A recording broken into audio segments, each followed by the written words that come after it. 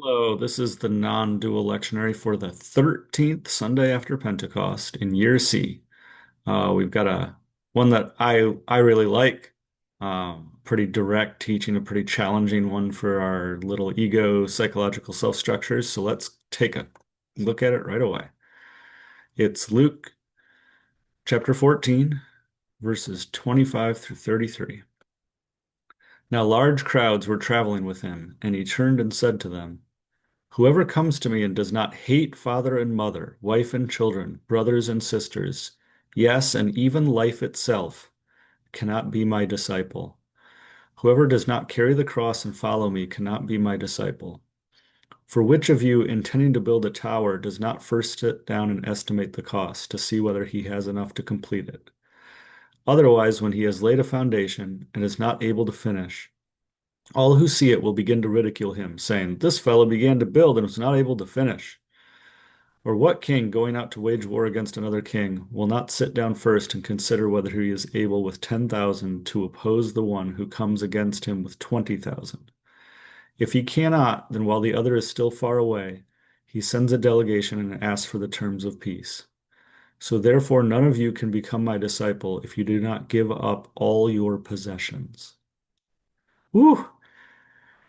So surface level, but from the perspective, well, straight surface level, right? It sounds like, oh, it's the sacrifice of following Jesus, something like that. Okay. I mean, it's even like the title of the translation, right? The cost of discipleship. Okay.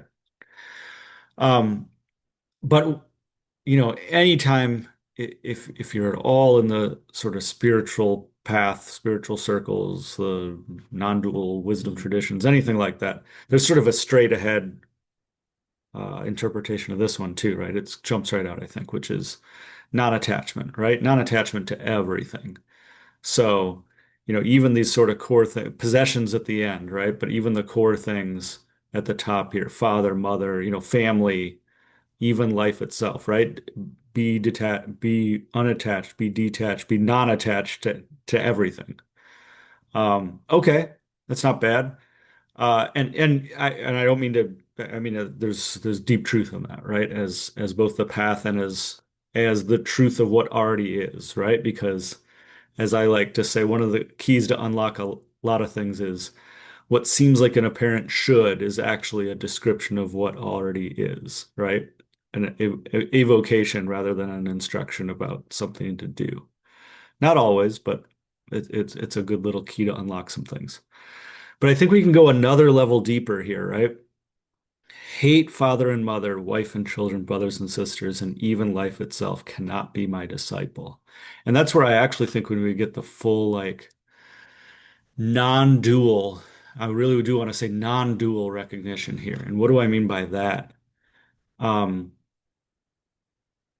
Really, so, now let's really get into the sense experience of that, right? And I know even that word sense experience just doesn't seem quite right, but still. Um,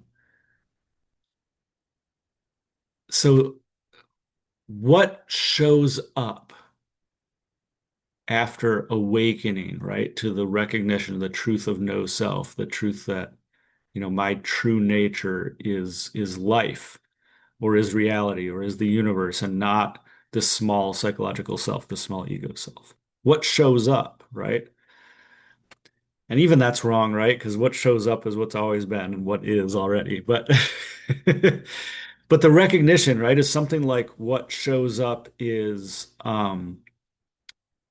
life moving itself through this structure, right? It can even move through the ego structure, through the psychological structure, because non-dual means nothing outside, nothing inside, right? Just the movement of life, something like that. And so then when we think about like, must hate mother and father, brother and sister, and even life itself, right? All of that is pointing to those core, like I want to say here, right, like what's Jesus getting at, especially in the cultural time and possessions at the end, right? Is like this is like everything or the most important things that might show up for that ego self or psychological self, right? The things that seem most important, even life itself, right?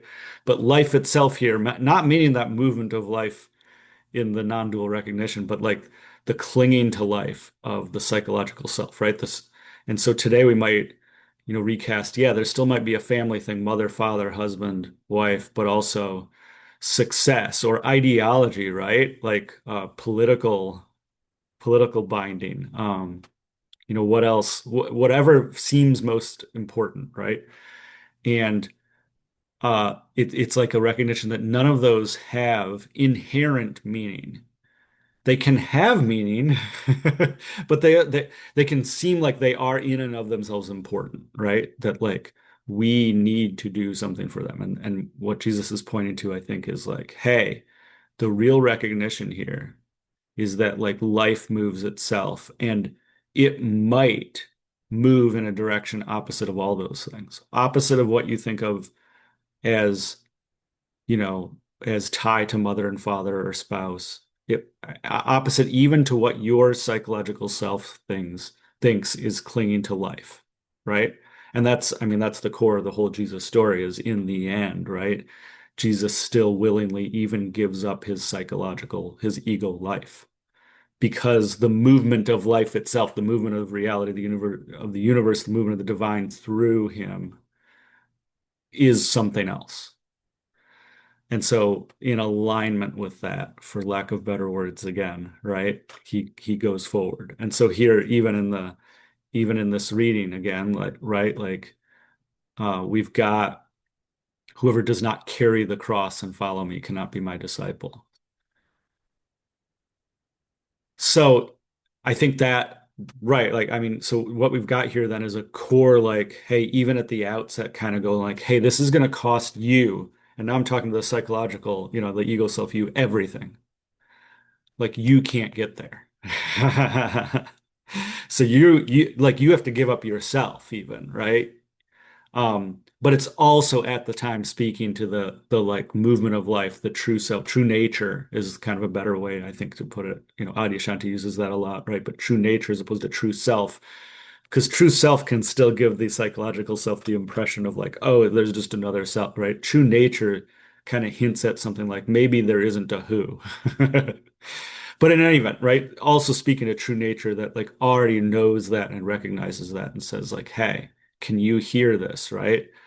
And so like speaking to both and like to true nature, like, hey, can you wake up even right now, through the psychological structure, through everything else, right? Because fundamentally, like that movement of life, that movement of reality, that movement of the universe is what is always, is what is already. And so what we've got here, right, is just like a straightforward going right at you teaching of that. And like, hey, how beautiful is that, right?